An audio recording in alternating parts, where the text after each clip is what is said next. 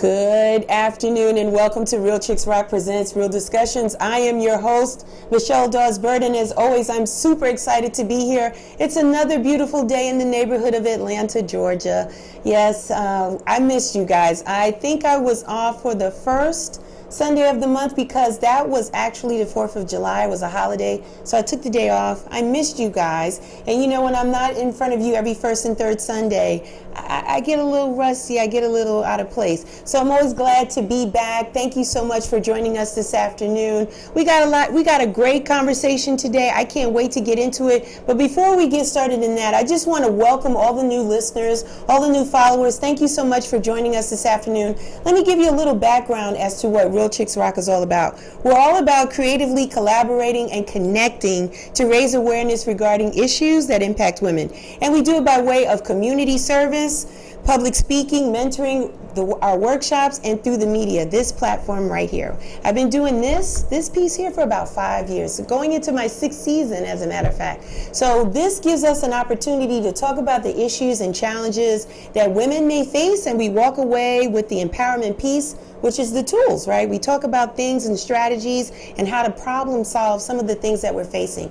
Today's not going to be any different. Today is going to be all about entrepreneurship, and you know, I'm super excited about that. But before we get into that, I want to share with you today's sponsor. Yay! Today's sponsor is Gas Food Truck ATL. Good ass sandwiches and more. My friends, yes, Kelly and Jay doing it big time. This is vegan food, right? No meat. This is all natural, interesting, delicious. It tastes as good as it looks. Go check them out. They're on IG as Gas Food Truck ATL. They're on IG and Facebook, and they're primarily in the Triton Yards on Friday and Sunday from I think 11 to about 7 or 8 o'clock at night. So follow them and get that bite to eat. We're going to close out with them as well.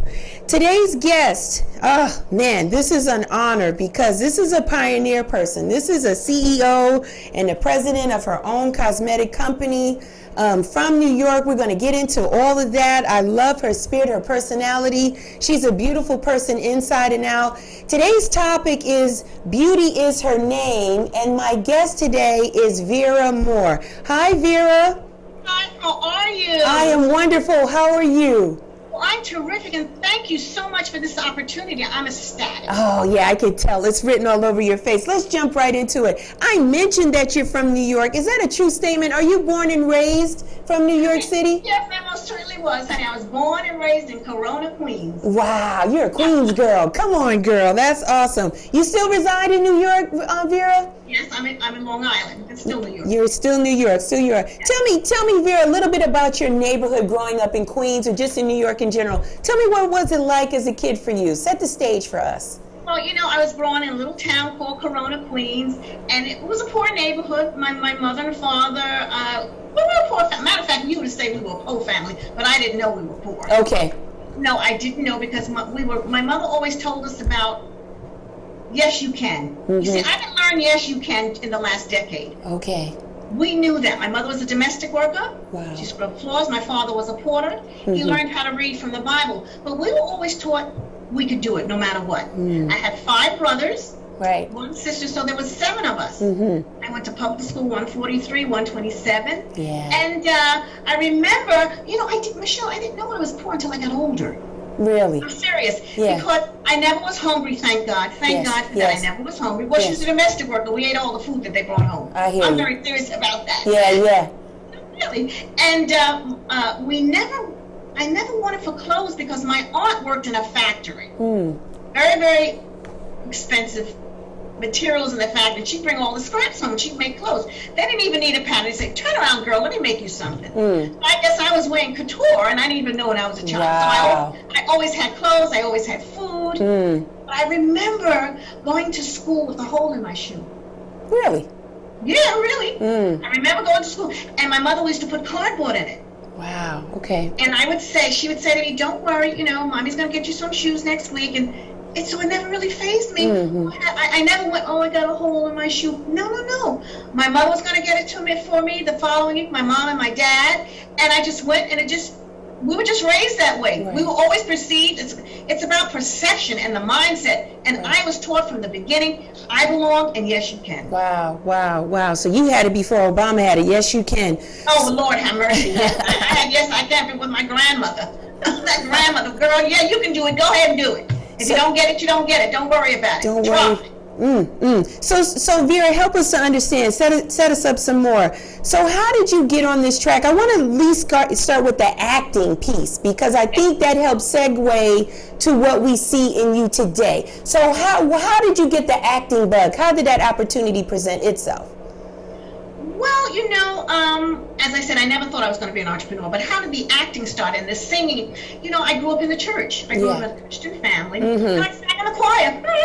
And Sunday school, church, after church, go in the back and eat the chicken, come back and do, the whole thing. Right. And I always loved to sing. And anytime there was an opportunity to do anything, at high school, at junior, I'll do it. I was never afraid. Thank God for that. Fear never paralyzed me. I guess I was so young I didn't realize what fear was. It's like telling a baby jump and the baby jumps. Right. So I've always wanted to sing. So when I had the opportunity to audition, I did. And I'm going to tell you a little story real quick about relationships. Now, that kind of goes with cosmetics and entrepreneurship, but it's really important. I knew I had to get a job. I didn't go to college. So right out of high school, I had to work. And there used to be people coming from the agencies like the city and the federal government to the high schools to see who wanted to take a test. Okay. To work. Right. And I said, Ma, she says, take the test. Listen, if you don't pass it, you don't pass it. And I was taking stenography. I took stenography on purpose because I knew I could get a job with shorthand and typing. Right. So I always had a strategy. Yeah. Always had a plan. Yeah. So I took the test, fast forward, I got it. Worked for the federal government, and when I first got it, I was in a pool with a lot of people, like about 50, 60, the whole floor. And I said, I don't want to be in this pool with all these people. I want to be upstairs with Michelle on the third floor with the lawyer. And see, up on the third floor, you had the lawyer and the secretary. Yeah. So my mother said, well, take the test. You don't get it, you don't get it. I took the test. Yeah. Got it. But what was so nice about it, this is entrepreneurship, and this is also personal. I made a relationship with the lawyer. And I said, Mr. Greenberg, I really want to be in the theater. He said, yeah, okay. I guess he didn't take me serious. Yeah. So do you mind if I go to auditions on my lunch hour? Now that's a big deal. We're down at Wall Street, Customs. I worked for Customs. Yeah. And uptown was where you went to audition. Yeah. So the relationship was key. My strategy was on point. I knew what I wanted to do. Wow. I knew I had to work to save my money because my mother couldn't help me, so I could buy my music. Yeah. And I saved my money. So I would go to lunch. I would go to my auditions on my lunch hour. Yes. And I was late a lot. Because going up from Wall Street to Midtown, that's anybody that knows New York, that's more than an hour. Yeah. But the relationship was, if he asked me to come in early, I would come in early. If I had to stay late, it was a win-win situation. And he didn't have to say yes. Right. He could have said no. But the relationship, being honest, having core values, and I used to eat on the train. And I would take my clothes. This is for entrepreneurs that want to be serious about business. Right. I take my clothes in a bag. When I get up to Midtown to audition, I change because you had to look appropriate for that. Right. Go back, change my clothes to go back to the law division. And I did that for 5 years, so patience is key. Just auditioning, and you were getting... Auditioning, keeping my job, yeah. Yeah. So my whole goal was to stay there until I got a gig. Wow. But it takes time, and I had to do that because, you see, I wasn't in the union. My goal was to be on Broadway and to be in the union. Okay. So you go there, they call them cattle calls. Anybody that's in theater knows that you go to these big auditions because you're not in the union. So I did this, and my agent would say, "Can you get there at 2:30?" I said, "Oh no, maybe I can come a little later." But it worked out. My point was, if I hadn't had the relationship, with my boss, Mr. Greenberg, I got to give him all the credit. How would I have auditioned? Right. Right. And I honed my skills at night. Right. So that's how I eventually got. I auditioned. My first job was Jones Beach Theater, South Pacific. And I was so grateful because I didn't have to go away. That was in Marlin. And then my next big job was Pearly Victorious on Broadway. Wow. So and then when I first got my job, he said, I came back one day and he said, "Well, did you get it, Vera?" I said, "No, I didn't get it." That's okay. That was my mindset. You will get it. Tenacity. Yeah. Don't worry about it. If you don't get everything first time, then one day I came back during the course of 5 years, and I was there for 5 years. "Did you get it, Vera?" "Yes." And then he said to me, and I'm like, "Well, what are you going to do?" I said, "I'm going to quit." Wow. That's what he said in essence. You're going to quit a federal government job for 6 weeks vacation because summer stock was only 6 weeks. Yes. But I knew I could get my card, my equity card. Okay. Because that was my passion. That was my desire to do that. And so once you quit, it was no looking back. Never. No matter the trials, the tribulations, the ups and downs. No, there was never a looking back. No. Yeah. And, you know, Vera, to your credit, the awesome part, yes, we thank your boss at the time because first of all, a lot of bosses are not that flexible, even till today. Oh, right? and federal government too? Right. You have to sign in and sign out. Right, you know. right. Mm-hmm. So the fact that you were able to establish a relationship with him, I think it goes to your integrity, your responsibility, probably how you performed in your job. He probably knew that you would get things done no matter what it would take, and he was willing to allow you to make those sacrifices, whether you come in early or stay late. So for 5 years to move that way and not get a complaint speaks a lot to him and to you. So you guys have a relationship. You have to be consistent. Yeah. It's easy. You know, first impression. Yeah. I knew what I wanted to do when I got that job. Mm-hmm. I knew when I got that job out of high school, I was going to take that job, save my money so I could quit the job and go into the theater. Wow. So Yeah. I always had a plan. But now the idea is you have to have your priorities intact. Right. I knew I went in the pool. I wanted to get out of the pool. I went upstairs with just working with the lawyer. And I said, this is a great opportunity for me. I had core values. I had integrity. I was honest. If he asked me to do something, I did. I wasn't late. There was no back. And I had the right attitude. Very important. Very important. Oh, I don't want to do this. That's a lie. I'm just throwing that out there. Like, he could have told me no. Yeah. So those are core values that, well, in anything you do, you've got to have those values. You do. But people, not everybody wants to do that. Understood. So now we're on Broadway. How long are we on Broadway before we start transitioning into the world of television? Well, I was on Broadway, let me see, I did, well, maybe back and forth, maybe 10 years. Well, I did Pearly Victorious from Vera Moore, the Tony Award-winning, wonderful Yes. That was about 3 years, and then after that I went out to California and was a background singer for Leslie Uggams for a year. Then I came back to New York and did something with Kathleen Battle, the opera singer, the Metropolitan Opera singer. Nice. I did Premonition, and we were at Kennedy Center in Washington, D.C. Nice. And then came back to Broadway to do a comedy. So maybe, I don't know, 8-9 years. Okay. So how did you get the television bug? How did that present itself to you, that opportunity? Okay, well,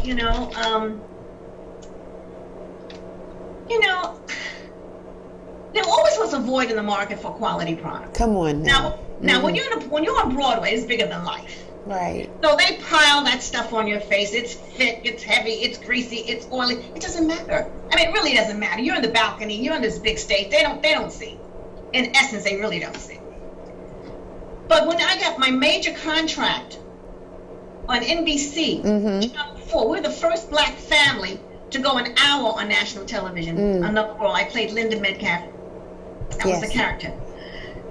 Back and forth, we had to audition, of course. Yes. I'm fast forwarding. The agent called, can you make it? I would do for the audition. And I finally got it. And that was a big deal. This was national television, Michelle. This wasn't a little thing. This was big time. This is big time. Yeah, people came from all over the West Coast to audition. And they did the best with what they had, which was insufficient, really. Because the makeup was heavy, it was greasy, it was oily. And I'm not here to knock any other line, but everybody was wearing that brand that rubbed all off on your clothes at the time. Right. Okay. And I was Linda Metcalf, another girl, a nurse, Bay City General, white uniform, white hat, and I'd pick up the phone and I'd say, good afternoon, Dr. Matthews' office, may I help you? It was all over the phone. Everybody knows about that makeup that rubbed all over the place. You know what I'm talking about. You know what I'm talking about? Yeah, I know what you're talking about. Okay. And then it would be on my white uniform. I said, no, this is not going to work. I'm on national television. We got to do better. And it was very difficult because there really wasn't anything out there, maybe one or two lines. But you see, when you have a monopoly, the quality goes down because you have no competition. Ooh, say that part again, Vera. Say that part again. When you have a monopoly, the line that was out there, and there was no competition, so quality goes awry. Yes. When you have competition, you got to step up to the plate. Right.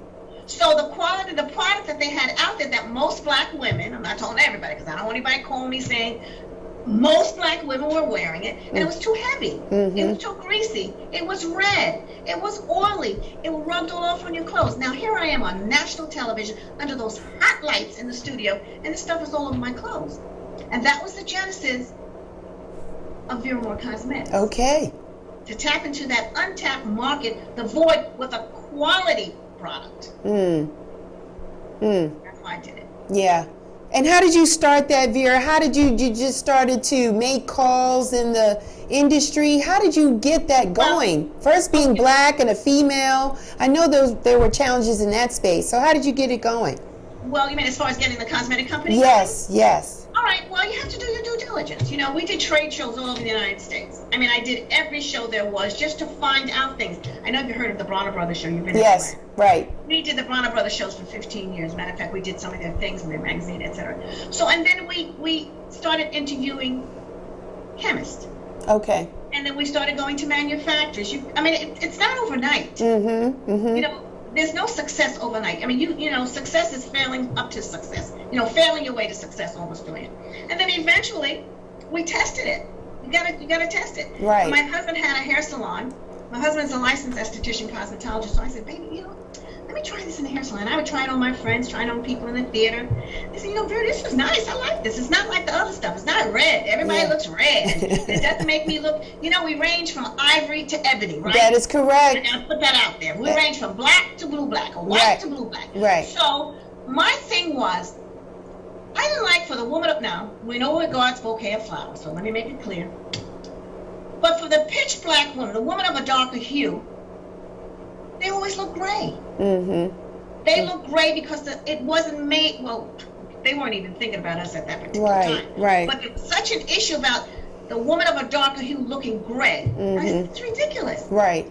That was another reason. And the discoloration, that was another reason. People weren't taking care of their skin. They didn't know about regimens, cleaning, toning, moisturizing. They had to break it down. It's like washing your hair. You shampoo, rinse, and you condition, don't you? Why do I have to wear moisturizer? Why do you put moisturizer in your hair? Why do you do a leave-in conditioner? Why do you go underneath that dryer for hot oil treatment? Same thing with your skin. Come on, Vera. Help us. Well, and the same thing with getting your nails done. Yeah. Okay, you get nails done. You gotta make it, keep it simple, stupid, so people can understand. Not that they're stupid, that's just, you know what I'm saying, kids. Right.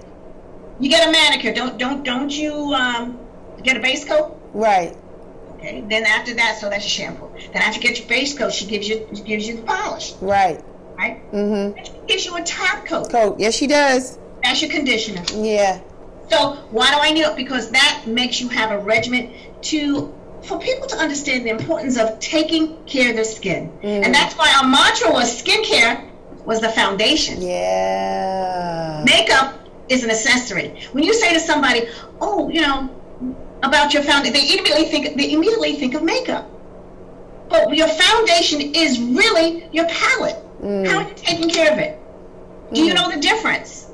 Are you dry, oily combination? This is why it's important for people to go to an esthetician or go to a skincare specialist or a dermatologist, or just listen. We learned from when we were kids. We didn't have no money to go to no esthetician. Right. Clean your face. What? You do not go to bed with makeup on your skin at night. Right. Or anything on your skin. No, well. Anything, really. You're supposed to just wash your face before you go to bed. Anyway. And the most important thing is consistency. Yes. And that deals for entrepreneurship or theater. Yeah. Everything, you know, those core values and those rules are prevalent. No matter what you do. Consistency, you know, and I'll tell you one of my biggest challenges in the makeup was getting into Green Acres Mall. I don't know if you knew that about Green Acres Mall. We integrated with Green Acres Mall. We're the first black in the history of Green Acres Mall. That was the biggest challenge that I've had in my industry. Wow. Why was They never had a black tenant. Why was it so difficult? Why? Okay, Green Acres Mall was a very prestigious mall on Long Island. This wasn't any rinky-dink mall on the third floor. No. This was a prestigious mall on Long Island, and we were in Hillside Avenue. You know, the hair salon where I said, I heard, because I grew up in Laurelton. After Corona, we went to Laurelton. I said, you know, they're opening up Green Acres Mall. They're making a second floor. I need to be in that mall. Okay. Yeah, people said, come on, you know ain't no black people in Green Acres Mall. They don't have no black people in that mall. That was true. I said to Mom, Hey, Ma, you know what? My husband, I have the best husband in the world. I mean, they broke the mold. There's no more husbands out there like mine. Okay. I can talk about my husband, okay? I can brag on my Thank you. husband. Thank you, husband. He Thank called me today. Good morning. Hi, husband. and even before that, my father was the best father in the world. Great, great, great. All right, so I said to my mom, I mean, she's a praying woman, you know. I said, you know what? I think I'm going to try to get into Green Acres Mall. She said, oh, go ahead. Yeah. Try it. That's mom. That's mom. That's mom. And you know what? We shopped in Green Acres Mall. We spent our dollar money in there, right? We did Light in Lawton. So why not try it? So I went over to the mall. And you know, they had never, well, first of all, where do you get the guts, the audacity to come over to Green Acres Mall, a little company, and want to get into a major mall? This is a major mall, big time. So they said, well, I said, you know, I see that you are building a second floor, and I'm interested in getting into Green Acres Mall. And they said, oh, okay. Are you in business now? Do you have a, I said, yes, I was. We were in a hair salon. Mm-hmm. I didn't have time. I was on a hair salon on Hillside Avenue. We right. had a business. Right. So I said, yes, I have a business. We're in Hillside Avenue. And he says, okay. So back and forth, back and forth. Eventually I said, okay, we're gonna bring you in the mall, and we're gonna put you. I wanted the first floor. I always go for the best. I always go for the best. So I wanted the first floor. So fast forward, it took about 2.5 years, and during that course of time, the rules changed. They changed management. Now, you know, somehow the rules always change when it comes to black folks. I wasn't hearing it. They said, well, Vera, you know, we've changed management, and maybe we can revisit this opportunity in a year or so. Now, when you hear that, that means you're not coming back in. Yeah. I said, no. We have to do better than that. Mm. So I said, well, what's on the second floor? He said, well, you asked for the first floor. I said, I know I did, but you said there's no more room on the first floor. Well, there's nothing on the second floor because these are major stores, like big stores. Right. I said, well, let me go, and also the food court. So I said, well, let me go see. So I went upstairs on the second floor. This is where, you know, you got to have that tenacity and that guts. Mm. Stand in your purpose. Mm-hmm. But see, you know, I come from a Christian background. I said, God, you know, I need to be in that mall. Mm-hmm. I need to be in that mall. Lord, help me get in this mall. Mm-hmm. So they took me up to the second floor. There's nothing but major stores. There's no stores. I said, well, and I kept being persistent, calling him, say, listen, I mean, I need to be in that mall. I planned it. He says, okay, all we have is the bathroom. What? What? No. They're renovating now. There wasn't actually a bathroom. They're talking about the space. Okay. All we have is the bathroom of one of the major stores. So I said, well, let me see the bathroom. The bathroom was 10 by 10. Mm. That's the same size of my store that was going to be on the first floor. Wow. 10 by 10. Yeah. I said, I'll take it. Okay. I took that bathroom. Mm-hmm. My husband and I mirrored it. Gorgeous. But you see, I thought, or they thought, it would be deterrent. Right. She didn't take that bathroom. I took the bathroom. Mm-hmm. I would have gone on the roof to break the color barrier. I was the first black tenant in the history of Green Acres Mall. They kept me on the second floor for 10 years. Wow.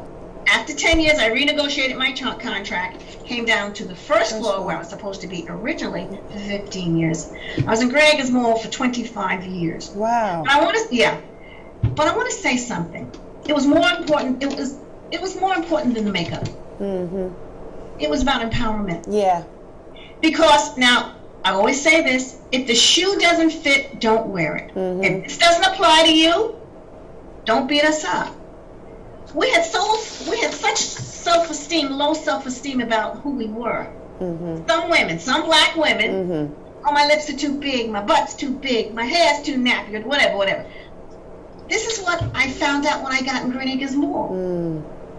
Oh, I'm too dark. Vera, do you have something for me? I'm too dark. Mm. So my whole mindset, and really my passion about cosmetics, became calling for me. Mm. I'm serious. Mm-hmm. I wanted to change people's lives. Mm-hmm. I wanted to change their mindset of who they were, because it's all about perception. Yeah. Yeah. You know, who do you perceive yourself to be? Do you understand what I'm saying? Yeah. You are beautiful. Yeah. You spend those dollars in that mall. Mm-hmm. So I had to go through the process of not just telling them about getting the right color for their skin tone and all the things about having a regimen. I had to work on making them feel good about themselves. Right. And listen, we're still fussing with that today. Yeah, we are. Some of us are. We are. Well, that's why I said some. I don't mean everybody. Yeah, we're getting better. We've gotten better, Vera. And it's people like yourself that's helping, because sometimes we need outside influences. Sometimes we hear these things within our own home, within our own community, our friends, families, things like that speak ill things over us, to say you're not this, you're not that. Especially in our looks, your hair is this, your skin is that, you're shaped this way. And it's not until we get into spaces where we surround ourselves with other people, right, that are free and know that they're beautiful, first of all, right? And then they're able to speak that into other people, like yourself. So you being a leader, a business person, an entrepreneur, a woman with your experience, you're able to pour back into your community. So these people are not just your customers, they start to become your village. Am I right? Absolutely. It takes a village. And people have to understand beauty's internal. Yes. It has nothing, listen, it has nothing with how you look in the lipstick and powder. No. You have to feel, just like, here I go again. I had that hole in my shoe, but my mother's going to buy me shoes next week. You understand what I'm saying? Yes. I was blessed with parents like that taught me that. Right. I never thought that I couldn't. So I don't know anything else but to say listen, kids used to come to Green Acres Mall in the summer. Here I go again. Guys would come with the pants hanging down. I said, listen, who's going to, like that, pull those pants up. This is true. This is what I did. Yeah. Girls would come to the mall. I said, you need to zip up that blouse. You're not going to get hired like that, because they were looking for summer employment. These are young kids. Now, maybe they didn't have a family life for someone to tell them. I don't know. Or maybe the mother had to go to work and then they got dressed, didn't tell. So this is why I'm so glad that God put me in that position. And that's the way you talk to people. Come on over here, girl. Yeah. Look how pretty, girl. Come fix that blouse. And if you don't have a blouse, I'm going to buy you one. It's the way you speak to people. Yeah. You know what I'm saying? Yeah. When I used to hire the interns and say, no, that's not the way you answer the phone. You say, good morning, this is Vera Moore. May I help you? I knew I wanted to transform these young girls' lives. And these guys. I even did things at Rikers Island, a prison. You know, the young ladies that were in there getting 6 months to come out, I'd go and speak to them. And I would say something, and I always, you have to, this is personal now. Yeah. I always prayed on the Lord, tell me what to say. Season my words with grace so I'll say the right thing to connect with them. You know what I said to them? I said, let me tell you something. You're no different from anybody else, only you got caught. Right. That did it. Right. And some of the other things that I shared. Yeah. So I think being an example and following through with people. Oh, how you doing? And when you see the girl, you look good. Next time you see that young lady in the mall, boy, don't you look pretty? Yeah. You understand what I'm saying? Yes. It encourages them. And even people that got out of prison, they came by my booth in Green Acres. Well, you don't remember me, Miss Moore, but you can. And I didn't remember everybody because I looked at. But I said, well, I'm so. Do you know what it made me feel for them to come by and say that to me? Right. And I my whole thing is empowerment. To know that yes, I can, you're more than enough. Okay, but they were always more than enough before it became a trend. Right. And I hope it's not just a trend. This, we're going to give you this percentage to get in here and this and this. It's good. I'm not knocking it. Right. But I hope it's not a trend. And they really see the value of the beautiful black woman and woman of color. I always saw this flood of brands doing all this. I knew this when I was a child. Right. But this is why I talk to young girls. This is when I go and I speak about this. You're beautiful. Look what we bring to. We're so talented. You're very talented. We're very talented. I can go on and on. You got to stop me. Right? Vera, let me ask you, how has being a coveted motivational speaker changed your life? I can feel the passion coming through. But I just wanted to ask you, how did you make that transition? I mean, you're doing it on the community level, but you've spoken on the stages of Essence and other prestigious places. How did that come about, and how does that make you feel? Well, it came about because I am a speaker, and I've done soap opera, I've done Broadway, so, you meet people. Okay. And I network, and networking is key. And I can't network with everybody. You have to have select network. I'm just telling you, that's a whole nother subject. And it's not just about following up, you got to follow through. I think the motivational speaking and helping people and being on the board, I think it's all one. You know what I'm saying? Mm-hmm. It's not just I don't just want to motivate people. I just don't want to inspire people. Okay. I want to transform them. Okay. I want to transform them. Mm-hmm. Transformation. I want them really, because look, you can hear somebody speaking and say, oh my God, she was fabulous. And then you don't follow through. Right. Has it really changed you? Mm-hmm. Mm-hmm. So all of this is all good. I mean, I love it all. But I've always wanted to help. It's just part of my DNA. You know, I've always wanted to say, you know, do you need anything? Can I help you? You know. And that's what I've done. And I think by seeing people that you did it, and my background. I didn't come from, my mother's a domestic worker, honey. She scrubbed floors. Mm-hmm. My father was a porter. Mm-hmm. I didn't go to college. I went to high school and then I got a job. Yeah. We graduated in June. I think I was working right after July 4th. To let them people, anybody can do it if you make up your mind. You have to decide what you want to be. Mm. You can do it. It's not easy. It's not easy. A lot of challenges out there. You know, it doesn't happen overnight. This is what I'm saying. Even when I was working, it took 5 years. 5 years back and forth on the train, eating frankfurters from chocolate nuts. Yeah, I remember chocolate nuts. No, that's true. I didn't have any money. I remember chocolate nuts. I remember chocolate nuts. Let me tell you something. That was always on a corner somewhere. I had chocolate nuts, frankfurter, Yeah. the orange drink. Yes, the orange drink. Unless I brought my sandwich, but I'm just showing you. Yeah. But I still kept my joy. Yeah. I kept my joy. Well, I kept my joy because God is my joy. So Vera, that is what we're hustlers today. So when we or we multitask, we're doing multiple things at one time, Right. trying to get it all done. Checking the boxes, trying to be here, trying to be there, making the phone calls, because again, there's something in us that we're trying to get out of us. I want to talk to you a little bit about you. I think it's excellent that you just don't want to speak. You want to help transform lives. Right. So tell me a little bit, what would you say to someone to help in the transformation process? I think you touched on some things before, but give us a little bit. Well, first of all, before you try to transform them, well, do they believe in themselves? It's all about, it's all starts with the mind. Gotcha. You can't listen, it's like legislation, laws passed and making people not hate people. Mm-hmm. No law keeps them from hating you, right? Mm-hmm. It has to be your heart. Right, right. But that's what I feel. My thing is, we hope that by seeing people in positions that they never thought you would see them in, and those particular people taking the time out to speak to you, Mm-hmm. to mentor you, to sponsor you, then you see, oh my God, Vera did it. I can do it too. Not only can you do it, you can do it better. Mm-hmm. Because I'm the trailblazer paving the way for you. Mm-hmm. Mm-hmm. So I think this transformation of people, they have to see it. It has to be by example. You have to take time. You have to have patience, and it's not about money. Mm.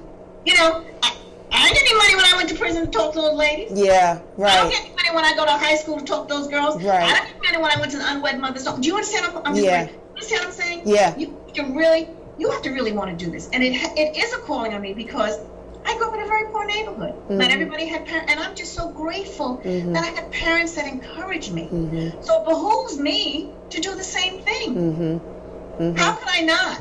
Right. I came from the same background as somebody else, but I had good parents that encouraged me in arts mm-hmm. and said, Vera, go ahead. You can do it. Mm-hmm. Don't be afraid. Don't be afraid to go to Grand Acres Mall because you're only going to be the black one in, first black one in. Don't be afraid to do Another World on First Black Film. Mm-hmm. And even Dwayne Reed. I was in Dwayne Reed Walgreens. We're the first black vendor in Walgreens, not in the whole store. Nice. We had a section called the Look Boutique. It was like a Sephora. Nice. Yeah. We were the first black. So, I mean, listen. Now that's nice. That's nice too, Vera. That's good. Yeah. And let me translate. So Dwayne Reed, and what was the other one? Dwayne Reed, and was it Lampson's? Dwayne Reed, we got an opportunity to go into Dwayne Reed. I was in Macy's first. Okay. And see, I'm talking about ups and downs. We're in Macy's for a year, and we still didn't get it in there permanently. But I learned so much. So don't despise the little things. Right. Don't get discouraged when you don't get what you want to get. Because maybe it wasn't time for me to get it. But Macy's prepared me for big mass market like Dwayne Reed.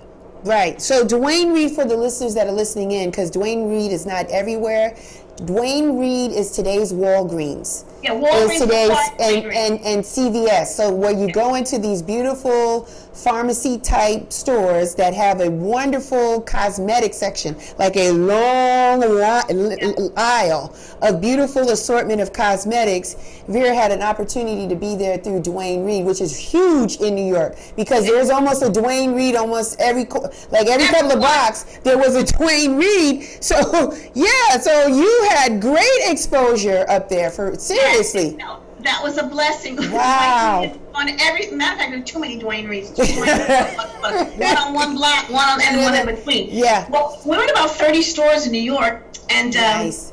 Then Walgreens acquired Dwayne Reed. Yes, that's and then correct. we went national. We were in Hawaii, Puerto Rico, Las Vegas, etc. So then we were about 56 stores. But as I said, it wasn't like you see, like you were saying about certain cosmetic sections within the store. We were in, they were called the look boutique. They were the upscale kind of thing. We weren't in mass market. So it was a wonderful opportunity. Madison Avenue, Fifth Avenue Park.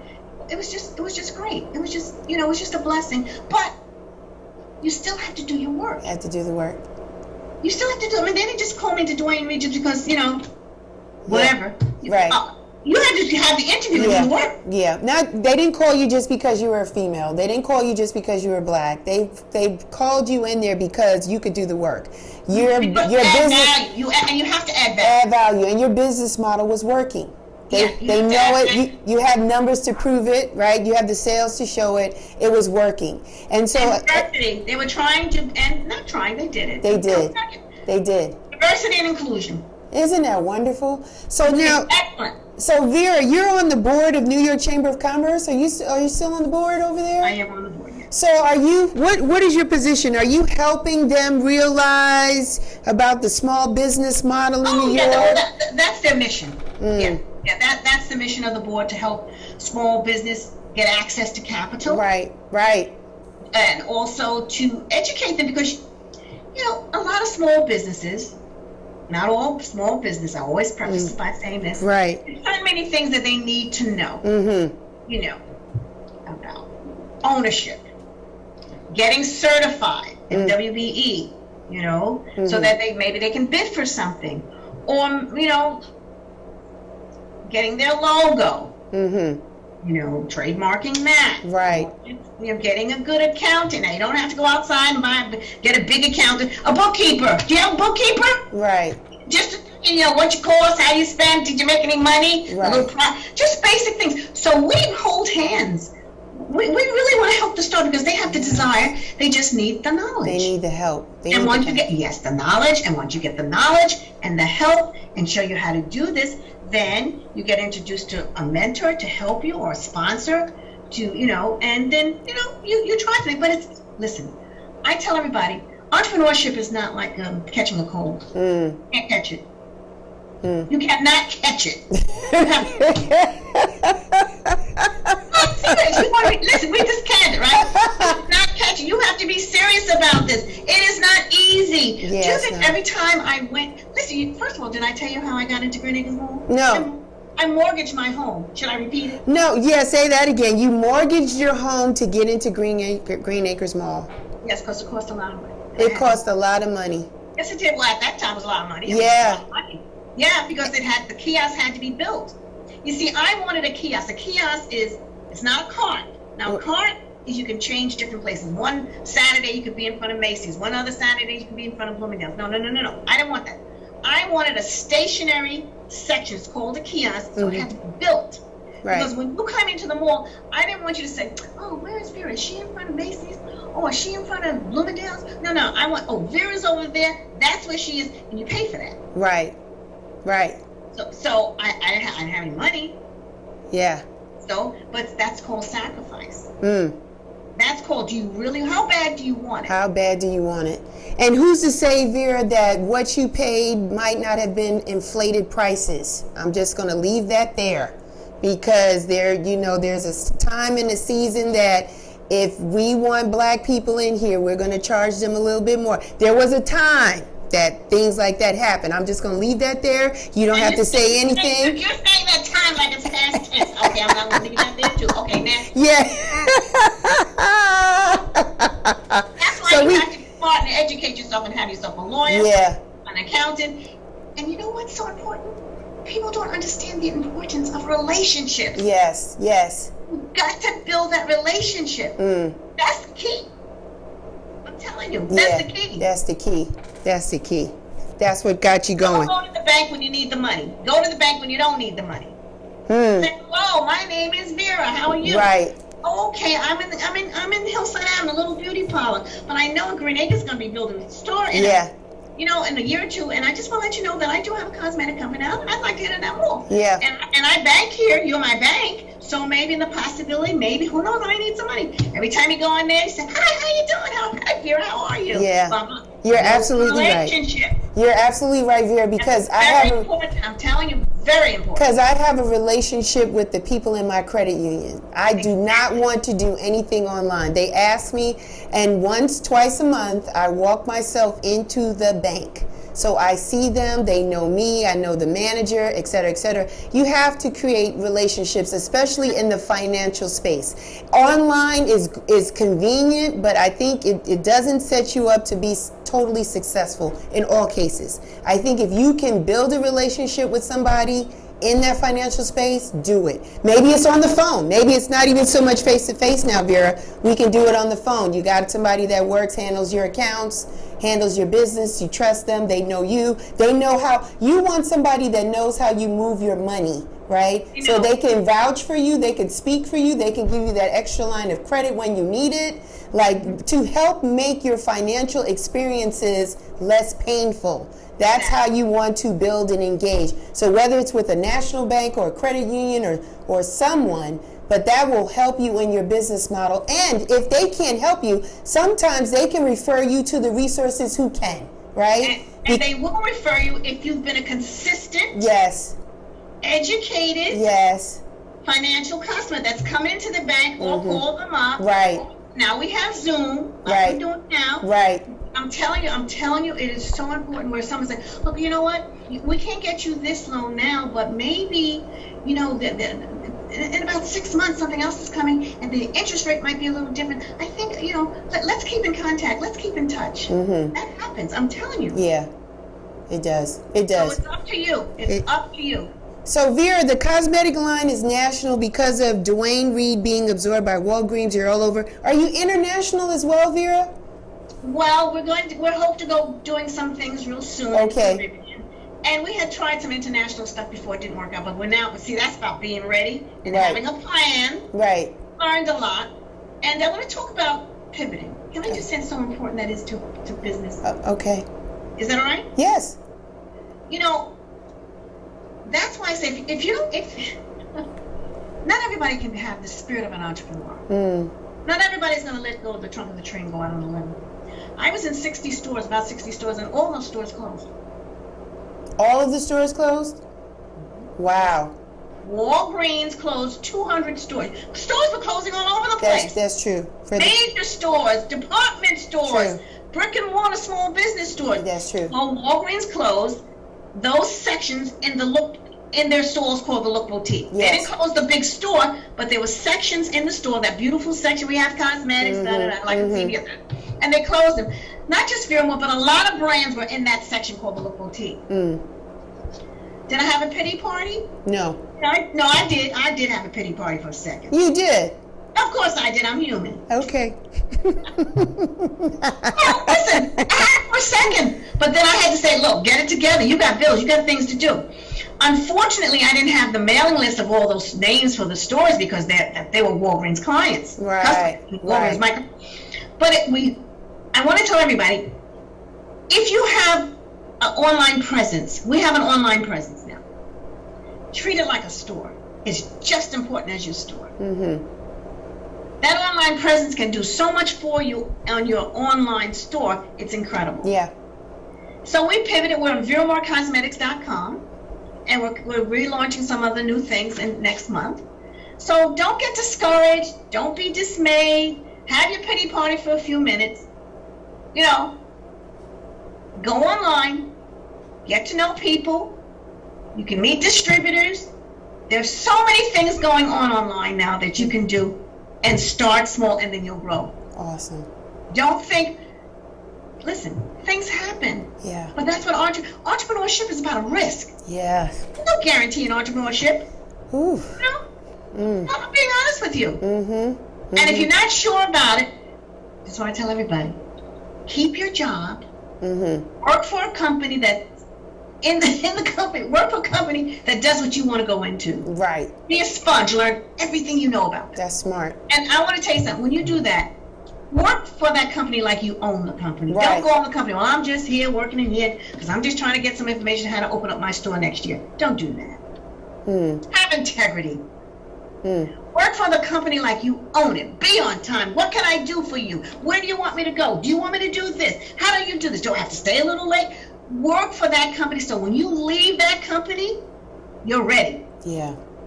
That's the advice I'm telling you. Yeah. But people don't, they don't understand the importance of relationships. And it's such a key word. It gives you the resilience that you need. Yeah. You get sponsorship like that. Right. You get to go to Black Enterprise and Network Journals and all these organizations that people say, oh, you know what? I want to sponsor her and take her to Black Enterprise. The first time I went to Black Enterprise, I was sponsored. I have any money to go to Black Enterprise? Nice. You understand what I'm saying? Nice. Relationships. So I'm saying this to people: do not get discouraged. Right. If your business has, gone, something has happened to it, or you will have to start over, because that entrepreneurship is like a bug. You just can't get. It won't leave you alone. It won't leave you alone, Vera. It won't leave you alone. Yeah, you're addicted. Yeah, it won't leave you alone. And you know what? It's the one person. You think about the one young lady you've touched. When you had your store at Green Acres. Yes. The people, the conversations you've had, thank you, Vera, for what you said, because this happened and I did this and that. So those things haunt you, those compliments and that you can't give up. And then when God gives it to you, He won't let you let it go either. Exactly. How about that? Calling. It's no longer a passion. Passions change. Yeah. Listen, I was passionate about vanilla ice cream last year. Now I like chocolate. I'm just using that. Oh, I used to like this, but I don't like that. Well, listen, a calling on your life is different. Ooh. I'm telling you, I want these Black girls out there. Now, I'm going to say something. I don't know if you're going to. I don't understand. Oh, can I say it? Say it. Why do you allow people to call you a B? I don't get it. I talked about that 2 months ago, and I'm going to talk about it some more. I mean, come on. Yeah. Who wants to be called a female dog? Let the guy open the car for you. Bring you flowers. The woman sets the standards. Yeah. Ladies, please. I love you, ladies. Yeah. I know your potential. Love yourself. He'll love you more. Ooh. Excellent. Vera, how can the people find you? I know what's next. You got some new cosmetics coming out and new lines and things like that. They can find you where? On your website? Yeah, VeraMooreCosmetics.com. www.VeraMooreCosmetics.com. On Instagram @VeraMooreCos. Or they can give us a call, 516-367-6538. And I think we're going to do a code for you. Yes, we're going to do a code. What is the code again? What was it? RCR Vera. There you go. We're going to put that in immediately. That's right. And you're going to get 25% discount on it. Is it? Woo. I love it. 25 is a big number. Thank you, Auntie Vera. Thank you. All right, let me lean in with the listeners. Hey, guys, if you go to VeraMooreCosmetics.com, you put in a purchase, you purchase anything, and put in the code RCR Vera, you get 25% off your purchase. That is big. That is huge. Thank you, Vera. That was so kind of you to do that. This was an awesome conversation. And guess what? You never stopped glowing throughout the whole time. Is it over? You are glowing and looking beautiful, and you were just beautiful the whole conversation. Look at you. Is it over? Is it over? It is. We've talked for almost just about an hour. We're just a little shy of an hour. Yeah. You got some. Okay. You have some words you want to leave with the people. What do you want people to remember you by? How about that? Oh, I just want people to understand that yes, you can. No matter what. Perceive yourself not what people think you are. Beauty is not, blonde, blue-eyed, and white. And I'm not knocking. I just want you to know how beautiful you are. Right. Beautiful Black woman. Yeah. You can do this. And I'm just going to quote something. I'm trying to remember. Eleanor Roosevelt said, intimidation is only by consent. Powerful. You know what I'm saying? Yeah, it is. And diversity is key, okay? Yeah. Because they know things before you even know it. Right. We got to catch up. We got to know our worth and our power. Yeah, your value. We're very powerful women. We are very powerful women. And we have to start sharing with each other. Yeah. Don't be afraid. Competition. We have to collaborate. Yeah. That's the issue. You might have to have me on. Yeah, I'm gonna have you on more. But that's what this platform is all about. It's to share information, right? Exactly. And so your experiences and your challenges and your successes are tools to help other women, right, wherever they are in life. And so that this is why I'm so happy for this space, because we have legendary people like yourself, that forerunners that have paved the way. Because now we can think about a kiosk, right? We can think outside of the box. And bigger. Now, I only could get a kiosk. Now you can go in there and get a store. You get a whole store.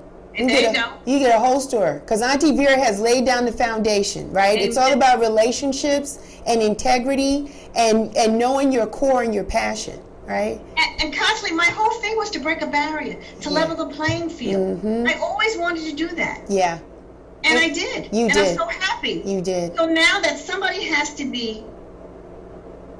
break it, somebody has to start it. Yeah. And now you guys can go forward and do it even better and bigger. Yeah. We're going to carry the torch. A lot of us, Auntie Vera, we are recognizing our worth, right? Yes. We are doing the work, right? Oh, wow. We are forgiving ourselves for past mistakes or things or offenses that have happened to us, and we are loving ourselves, right? And that's in our self-care, what we take in, what we listen to, who we surround ourselves with. We do the whole thing. So we are starting to do the work, and we're glowing, we're radiating, we're getting in spaces, we're unapologetic. Absolutely. Right? And we believe and we know that when we're invited to the table, that's where we're supposed to be. Okay? Yeah. So thank you. You belong there. Thank you. And look at you. What's your first black vice president? Yes. Look at that. I know. Auntie Vera, tell the people again, website, IG, and phone number. Give it to us. Our website is www.veramoorecosmetics.com. Nice. Our Instagram is @VeraMooreCos. Nice. The telephone number is 516-367-6538. And if you anyone that's listening, if you go and you purchase cosmetics today or any other day and you use the promo code RCR Vera, you'll get 25% off your purchase. That's correct. So go ahead and get that. Vera Moore, I enjoyed you, and I am going to bring you back because I like you. I like your spirit, your passion, what you have to offer. You can help me and other people in this thing called entrepreneurialism. So thank you so much for today. Thank you. For having me. I appreciate it. Thank you. And be safe. I will, and you too. I want to go back to today's sponsor. Today's sponsor is Gas Food Truck ATL. You can find them on IG and on Facebook. They are at Triton Yards every Friday and Sunday. They are a food truck with vegan options. The food is amazing, right? So as it is the way it tastes. It is delicious. I am a customer and a friend of theirs, and I'm honored that they are sponsoring today's show. Again, that's Gas Food Truck ATL. You can find them on IG and on Facebook. They are out and about at Triton Yards. That's off Sylvan Road, just to give people a sense of where that is. Sylvan Road in Atlanta. They're there Friday and Sunday, roughly around 11 to get you for lunch, and they're there till about 8 o'clock for your dinner. So go and check them out. So what we got going on for Real Chicks Rock? You know it's that time of year. It's time to plug back into school. Yes, the babies are going back to school. Yeah, I know. Having them home virtually is coming to an end. My child will be going into the building, a brick and mortar building, and guess what? Kids need school supplies. You know it. They need pens, they need paper, they need folders, book bags. Listen, we're doing a back to school drive. It's going to be July 31st on Saturday. We're starting it at 1 p.m. Check it out. Listen, It's an old stomping ground for me. It's at Urban Ground Coffee Shop. You guys remember we used to do our little monthlies over there where we networked and had a good time. Shouts out to Cassandra, who's allowed us to come back to be a drop-off location. Come check us out on Saturday, July 31st from 1 to 5. Bring your donations. You know you do. When you go and you shop for your kid, you pick up one, pick up another one. Instead of 1 pack of pens, pick up 2 and bring that second pack to me on Saturday on the 31st. We're going to donate it to parents and families in need that need these supplies, because the pandemic, you think it was hard on you, it was hard on some other people. And we want to make sure that their kids are straight and secure and going to school with the supplies that they need. Join us. It's Dignify a Diva and myself. Oh, I can't. I'd be remiss to say. We are collaborating together. Shouts out to Dignify a Diva, who's been doing some tremendous work in the community in helping women just retain their dignity. What they're all about is putting toiletries in a purse. And so instead of giving to ladies in a plastic bag, it's all about giving it to them in a purse.